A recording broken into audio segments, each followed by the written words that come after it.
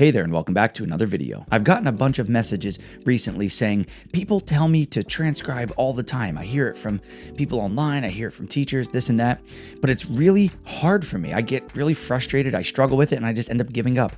How do you actually do it? First off, I think transcribing is an incredibly useful tool. It's a very powerful way to get inside someone's playing. You can learn their style, their feel, the way they articulate, the way they play harmonically through changes, different things like that. The problem is though, if you just listen to your favorite solo and say, I'm gonna learn that, it could be really overwhelming, really frustrating. It's gonna be very difficult for you because you're not really going about it in the most efficient way. Here are the three main reasons you're probably struggling with improvisation and why it's so difficult for you. The first is that you're picking solos that are way beyond your current musical and technical abilities. The second is that you're trying to transcribe too long of a solo or too long of a section of a solo. And the third is that you're probably focusing on way too many different elements when transcribing. Guess what? It doesn't have to be this difficult and overwhelming. Before I give you 3 tips to help make transcribing so much easier for you, I have a free gift for you. It's my masterclass called The Best Way to Create Melodic Solos. It's a completely free video masterclass, about 40 minutes long, that teaches you my simple 6-step voice leading process.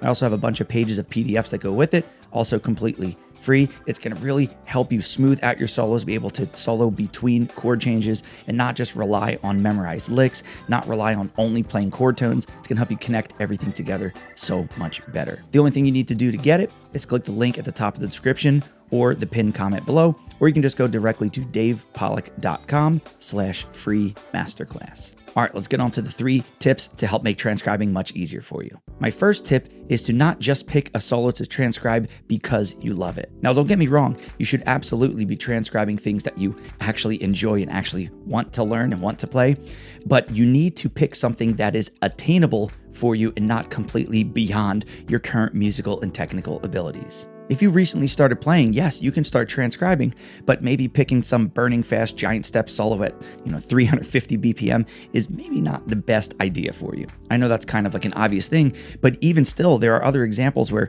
people are at a certain ability level on their instrument and they say, hey, I really like this solo. Everybody says it's a great solo to transcribe. I'm going to try it. And because it's just beyond your abilities and you should be reaching for things. Don't get me wrong. Don't just do the easiest stuff possible.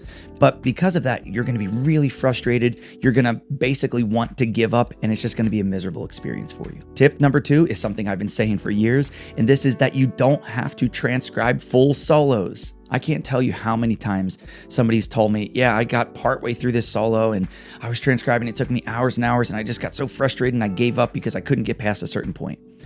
And that really sucks to hear because, they had a goal of doing the whole thing, but for whatever reason, they only got partway through, and for them, it was a failure and they just kind of gave up on the entire thing.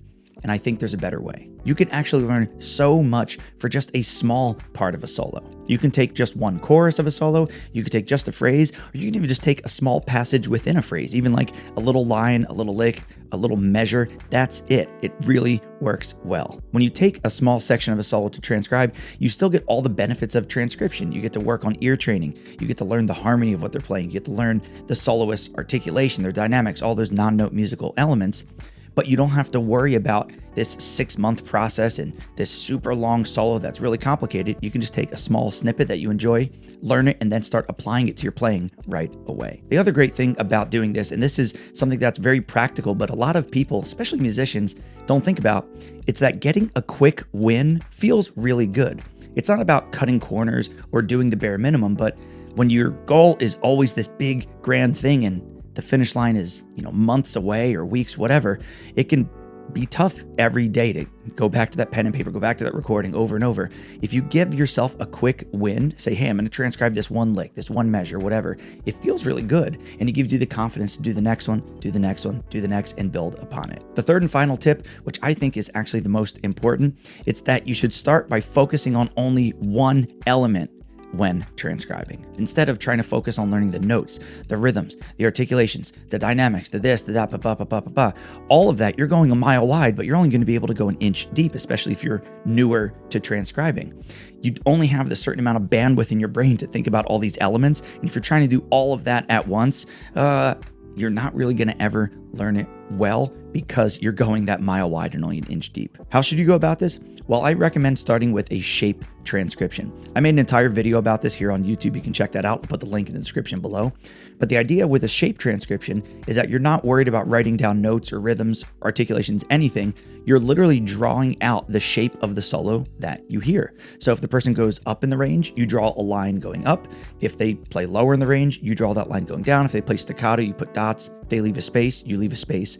And then at the end, you have a visual representation of their solo or the chorus or the phrase, whatever it is. From there, I recommend just transcribing a solo with just the rhythms. Don't worry about the articulations yet. Don't worry about the notes, all that other stuff. Just try to get the rhythms of the phrase, the line, the solo, whatever that you're trying to transcribe. Then from there, you can start adding other things like notes. You can add on articulations. You can add in dynamics, whatever you want to really build the entire transcription together. But I recommend doing one element at a time, especially if you're newer to transcribing. You might be saying, well, that sounds like it's going to take forever. And here's the thing, it's counterintuitive, but by doing one element at a time, yes, it sounds like you're doing more steps, but in the end, you're actually going to learn it more efficiently, more accurately, and actually faster than if you tried to do it all at once. Like I said, going a mile wide and an inch deep, you're never going to really learn it because you're trying to do too many things at once. If you knock down the shape and then you knock out the rhythms and then you get you add all this together, you're going to know all those parts really well because you've gone deep with each element. And then at the end, you're going to have it learned really well, really accurately, and it's going to save you a lot of time. You probably noticed I haven't talked about the literal process of transcribing. Like, should you do it on your instrument? Should you just sing? Should you write it down? I'm going to get into all of that in a later video. In this one, I just wanted to talk about the main pitfalls, the main challenges that I hear so many of you struggling with transcribing. I hope this video has given you some new ideas on how to transcribe more efficiently with less overwhelm and less confusion. I know that if you implement these things, you're going to be on your way to transcribing more and more, and in no time, you're going to be playing your favorite solos. Don't forget to grab the free gift, my free masterclass called The Best Way to Create Melodic Solos, by clicking the link at the top of the description down below or in the pinned comment, or you can just go to davepollack.com/free masterclass. Thanks so much for watching, and I'll see you in the next video.